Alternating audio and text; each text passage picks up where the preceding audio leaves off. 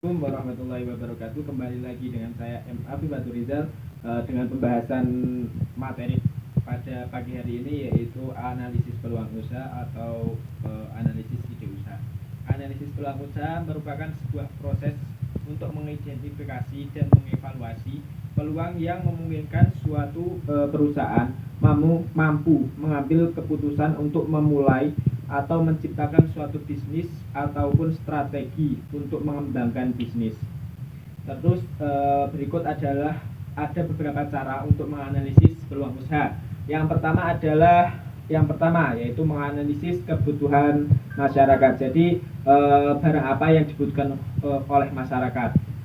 Yang kedua adalah melihat tren. Jadi yang sedang booming di kalangan masyarakat kita itu lagi apa. Apabila kita mengikuti tren, pasti produk yang kita pasarkan juga akan laku. Yang ketiga adalah menghubungkan dan mengolah skill atau hobi yang ada. Jadi kita juga harus mengolah skill yang kita miliki supaya apa yang kita lakukan itu juga dapat dilakukan dengan mulus atau dilakukan dengan baik.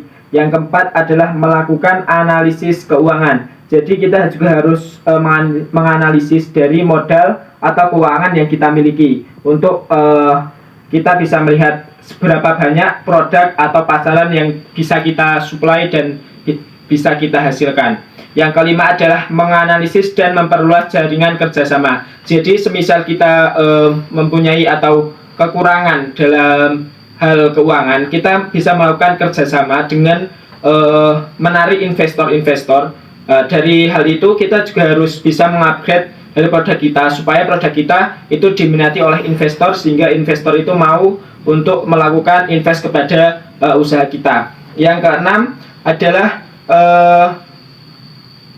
dapat melakukan analisis atau analisis kompetitor yang berada di lingkungan sekitar. Jadi setiap usaha itu pasti ada kompetitor atau persaingan. Jadi kita harus bisa menganalisis supaya produk yang kita hasilkan itu dapat bersaing dengan produk-produk yang ada di pasaran.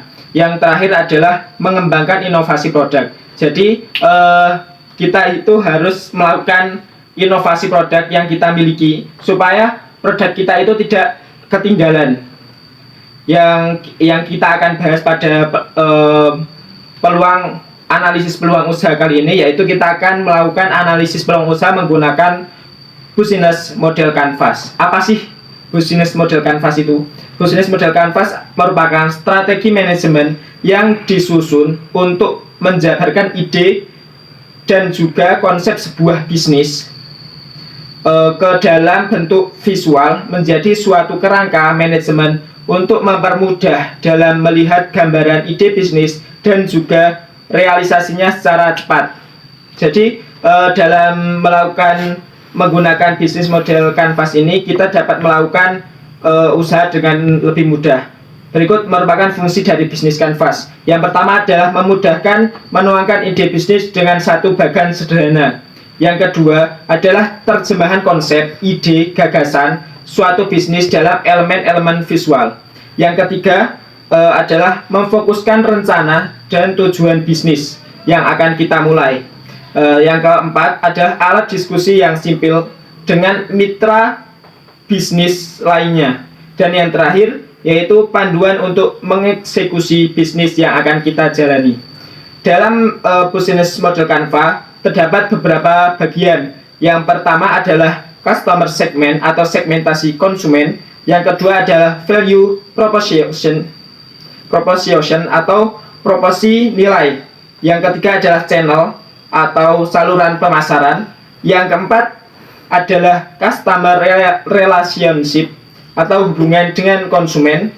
Yang kelima adalah revenue stream, sumber pendapatan.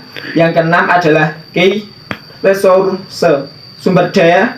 Dan yang kedelapan adalah key activities.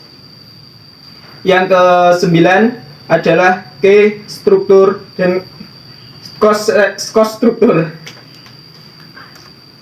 Berikut dalam metode model canvas ini saya akan membahas terkait rancangan bisnis model canvas dalam penjualan bibit domba dan domba potong. Ini merupakan salah satu contoh dari metode model kanvas dari menentukan analisis peluang usaha terhadap penjualan bibit domba dan domba potong untuk kurban maupun dan akikah. Yang pertama adalah key partners. Dalam key partners kita dapat yang termasuk dalam key partners yaitu komunitas peternak. Yang kedua adalah penyedia pakan. Yang ketiga adalah penyedia bibit ternak. Yang keempat adalah penyedia alat pendukung pemeliharaan. Dan yang kelima adalah pemerintah. Untuk key activities yaitu pemeliharaan dan pembibitan ternak. Yang kedua adalah bibit ternak dan daging. Yang ketiga adalah jual beli ternak. Untuk key resource, yang pertama adalah lahan dan kandang. Yang kedua adalah ternak dan bibit. Yang ketiga adalah jaringan bisnis. Yang keempat adalah ilmu peternakan. Dan yang terakhir adalah alat pemeliharaan. Untuk yang value proposition adalah penyediaan domba, siap potong dan bibit domba.